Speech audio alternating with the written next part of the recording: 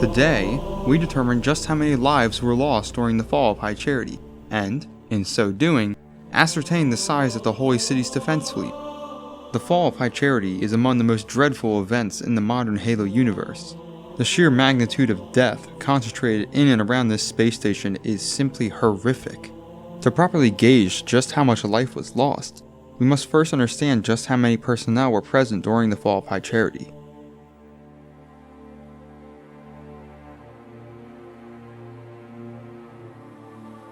The High Charity Defense Fleet consists of approximately 4,000 capital ships. How do we know this? Well, the Fleet of Inexorable Obedience consists of approximately 100 ships. The High Charity Defense Fleet was organized into 20 groups, each group containing twice as many vessels as the Fleet of Inexorable Obedience. Simple math brings this number to around 4,000 ships, which is consistent with N'Zot's initial description of the defense fleet. There are 100 CAS-class assault carriers within High Charity's defense fleet. Here's the evidence. Pious Rampage is a CAS-class assault carrier. It is stated in Halo Oblivion that there are 100 ships the size of the Pious Rampage, which most likely means that there are 100 assault carriers. Each assault carrier has a personnel of 40,210. This means there are approximately 4,021,000 personnel on the assault carriers alone. There are 20 ships even larger than a CAS-class assault carrier. The CSO-class supercarrier is the only known classification of ship larger than the CAS that served during the original Covenant.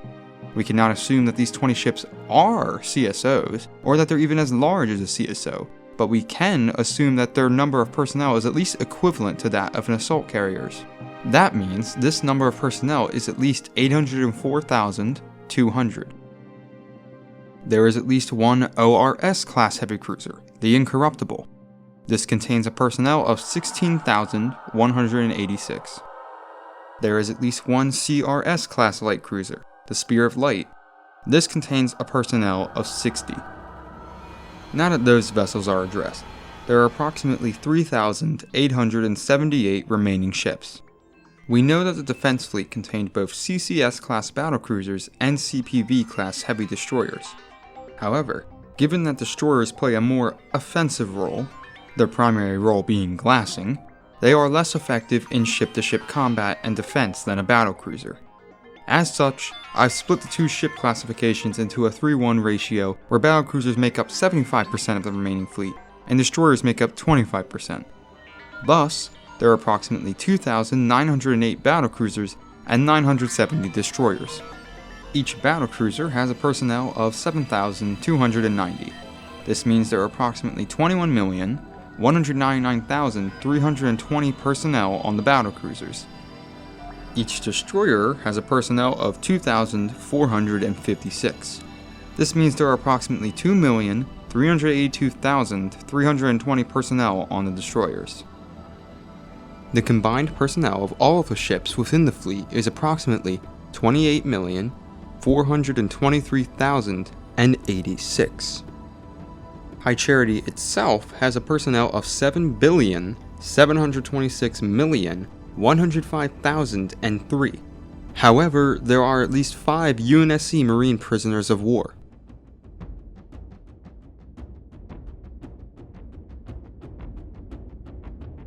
The Fleet of Retribution consists of 2 CAS-class assault carriers, one of which is the Shadow of Intent, and 14 CCS-class battlecruisers, one of which is the Pious Inquisitor.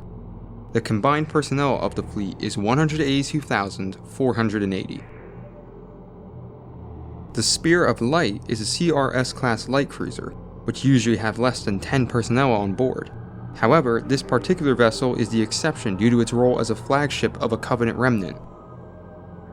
It is not stated anywhere just how many Covenant personnel were on board the Dreadnought at the time of its departure from High Charity, so I simply used the Forerunner personnel numbers from Halo Warfleet to substitute this. Altogether, there is a total of 183,205 confirmed survivors.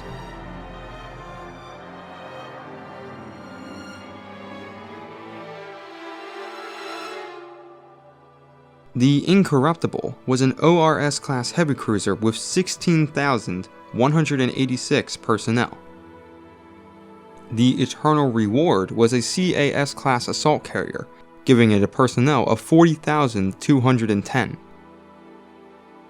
At least 2 CCS-class battlecruisers were destroyed, and 14,580 personnel along with them.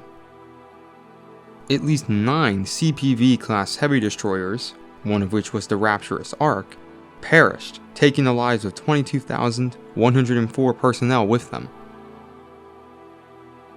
The 5 UNSC prisoners of war died as well, bringing the total confirmed personnel deceased to 93,085.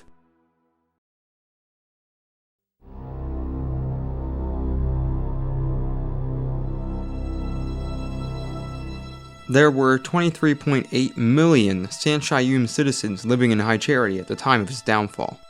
It has been estimated that less than 1,000 individuals survived the event.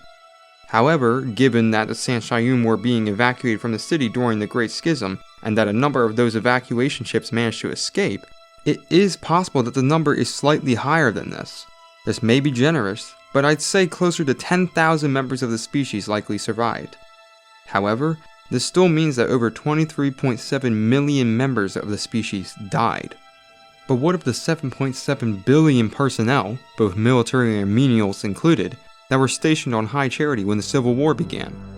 Well, there are several factors we must take into account.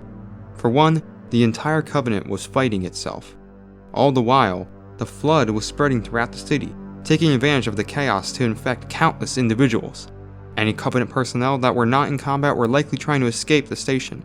However, after some Saint-Chayum ships were permitted to escape, the Sangheili fleet blockading High Charity began to destroy any and all ships attempting to flee from the city, as the Sangheili feared that the Flood would escape aboard one of these ships. This trapped almost all personnel who had not escaped aboard the first few vessels to separate from the stalk of High Charity. Eventually, Ortas Vadum ordered that the city be glassed, as to prevent the Flood from spreading any further. All of these factors in concert paint a clear picture. Few who were stationed within the Holy City survived. Most likely, a maximum of 0.1% of these 7.7 billion personnel would have escaped. That means approximately 7,702,305 personnel survived, whilst 7,694,602,703 personnel died. To say even this many survived may be an exaggeration. Now, we mustn't forget that over 28 million personnel stationed aboard the ships of the High Charity Defense Fleet. The Great Schism was not isolated to just inside of High Charity. The entire armada was destroying itself. Warships were being obliterated every few seconds. The Sangheili blockade was even destroying ships of its own that strayed too close to either High Charity or Delta Halo, as they feared the Flood would overrun them. The prospects of surviving the Battle of the Defense Fleet are slim. However, when the Prophet of Truth left for the Sol System in Anodyne Spirit, the majority of Jerohane's ships seemed to have abandoned the battle, cutting it short. This likely spared many lives on both sides. Overall, I'd estimate that around 25% of the fleet likely survived the battle. That means approximately 7,105,772 personnel survived, whilst 21,317,314 personnel died. This may indeed also be generous.